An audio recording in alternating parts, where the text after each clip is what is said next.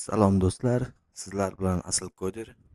Bugun biz dual boot ko'rib chiqamiz. Ya'ni bitta kompyuterga ikkita sistema o'rnatilishi. Menda Kali va Windows o'rnatilgan.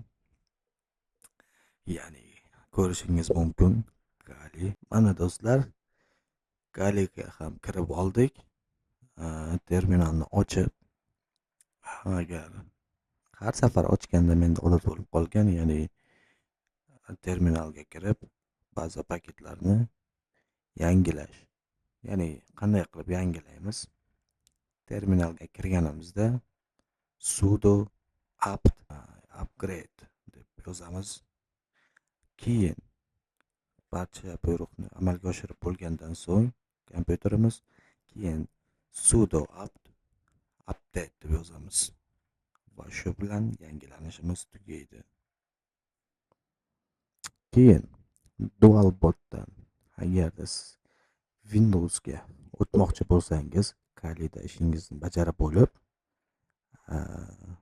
va mana bu yerdan o'chirish tugmasini bosasiz. Yo, o'chirmasdan turib restart tugmasini bossangiz ham bo'ladi. Mana shu burchakda turgan knopkani bosamiz, ya'ni power knopkasini. Mana bu mishka kursorimizni olib kelib, mana bu power knopkasiga bitta bosamiz. Va bizga logout Kali oynasi chiqib keladi menyuda. Va sizda mana shunaqangi oyna chiqib keladi. Logout Kali. Bu yerdan restart tugmasini bosamiz. Restart tugmasini bosib kursorni olib kelamiz va restart tugmasini ustiga bir marta bosamiz. Ketdi, yangilanish. Bootni tanlaymiz. Tezda tanlashimiz kerak.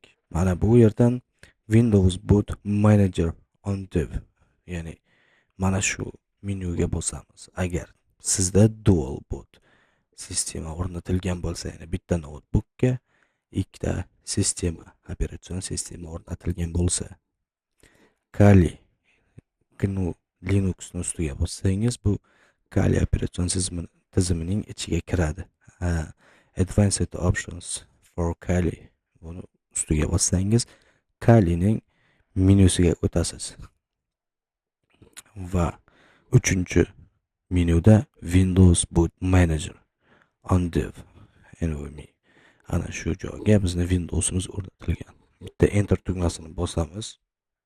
Mana do'stlar, aytganimizdek Windows dual bootga o'tdik va parolni terib olamiz.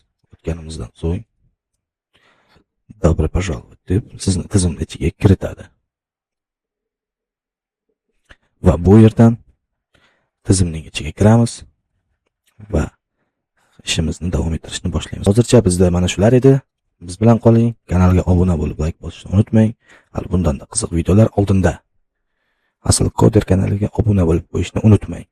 Hammaga xayr, sog' bo'ling.